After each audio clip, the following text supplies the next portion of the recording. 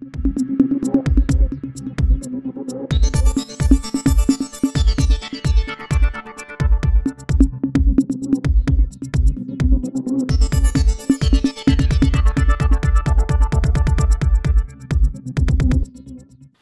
yang sekarang lagi rame itu adalah statement Pak Jokowi soal dia akan cawe-cawe di pemilu 2024. Orang kemudian heboh, tapi Pak Jokowi ngomongnya sih jelas.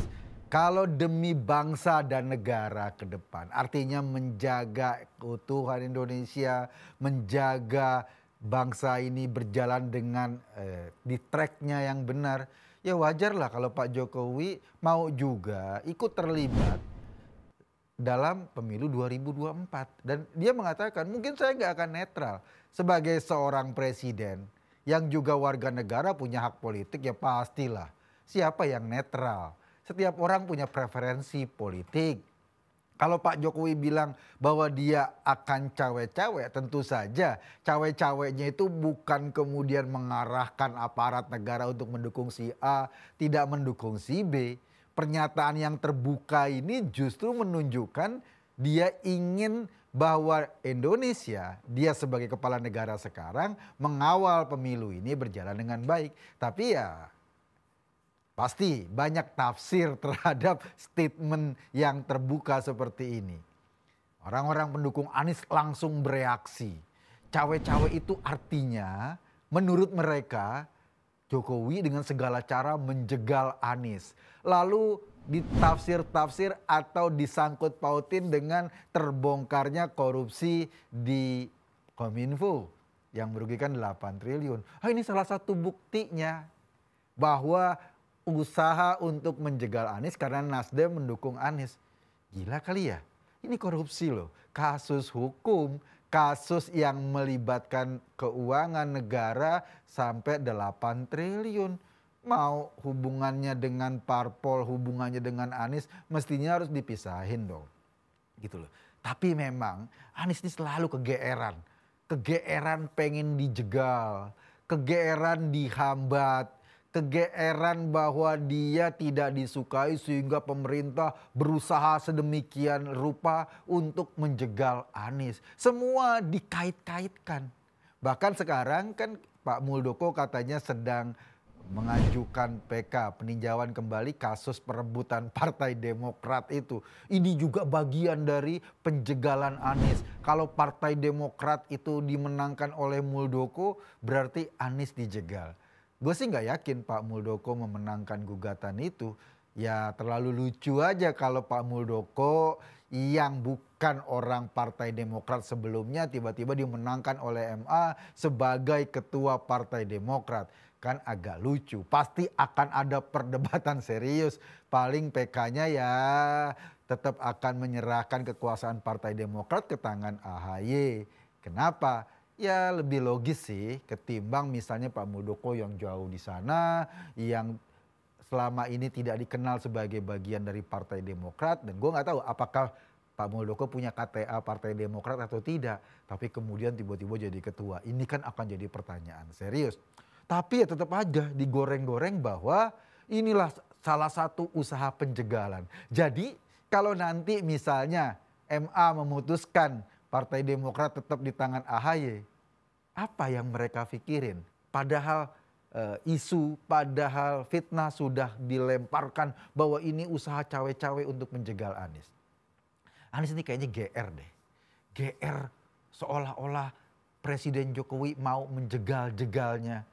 Kalau Pak Jokowi punya preferensi politik karena tahu ada orang yang bisa kerja, ada yang cuma bisa omong, kan normal. Dan Pak Jokowi juga menilai itu bukan menilai cuma dari luar loh. Pak Jokowi pernah jadi atasannya Anies, Pak Jokowi otomatis jadi atasannya Pak Ganjar karena Pak Ganjar adalah gubernur, Jokowi adalah presiden. Dia juga atasannya Prabowo, jadi tiga-tiganya pasti bisa dinilai. Mana yang doyan marah-marah, mana yang cuma bisa olah kata, mana yang prestasinya clear. Jadi kalau dia punya preferensi bahwa orang yang akan melanjutkan Indonesia ke depan tuh harusnya orang yang bisa kerja, menurut gua wajar-wajar aja. Anies juga nggak perlu GR deh. Toh selama ini ya PKS, Demokrat, Nasdem mau dukung biasa-biasa aja. Dia keliling Indonesia juga nggak ada yang gangguin, nggak ada yang coba mencegah-cegah dia keliling Indonesia.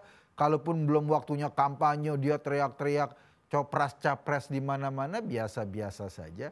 Kalau setelah itu kemudian elektabilitasnya nggak naik-naik, kalau setelah itu kemudian dia tidak suaranya nggak naik-naik dalam survei-survei, ya jangan salahin pemerintah dong.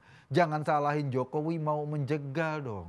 Atau kalau nanti misalnya Partai Demokrat karena AHY nggak didampingin atau nggak disandingkan sama Anies, tiba-tiba ngambek Partai Demokrat, dia keluar dari koalisi lalu pindah bergabung dengan PDIP atau bergabung dengan Gerindra misalnya. Ya jangan salahin dong pemerintah. Yang bisa menggagalkan Anies itu untuk tidak maju sebagai capres adalah 3 faktor. Pertama Demokrat, yang kedua PKS, yang ketiga Nasdem. Nggak ada faktor lain.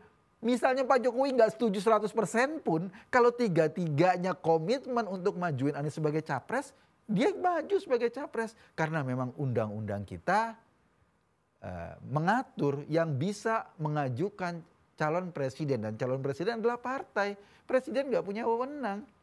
Jadi kalau nanti Anies nggak bisa maju, yang disalahin jangan orang lain. Salahin partai-partai pendukungnya. Kenapa nggak serius-serius banget? Nggak mendukung Anies secara serius sehingga dia bisa pindah. Kita nggak tahu, Demokrat mungkin pindah, Nasdem mungkin pindah, atau PKS mungkin pindah. Kembali lagi bermesraan dengan Prabowo seperti 2019 atau 2014 lalu. Kita kan nggak tahu.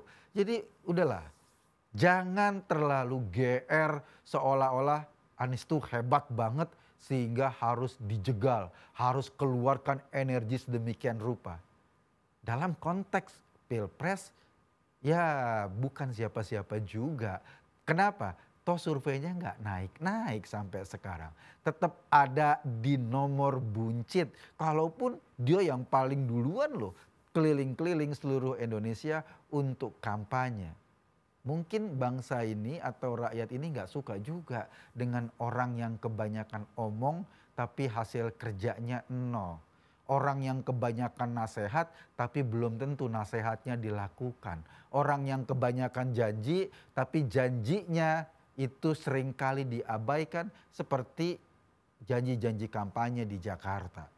Orang kan juga tahu masyarakat ini nggak bodoh, pinter juga, nginget dong janji DP rumah DP 0% misalnya yang terwujudnya cuma sedikit itu, atau janji OKOC gimana kabarnya sampai sekarang? Nggak jelas. Janji-janji yang lain yang memang tidak bisa diwujudkan karena memang satu problemnya, nggak bisa kerja. Gue pikir cuma itu. Gue Eka Tadi, terima kasih.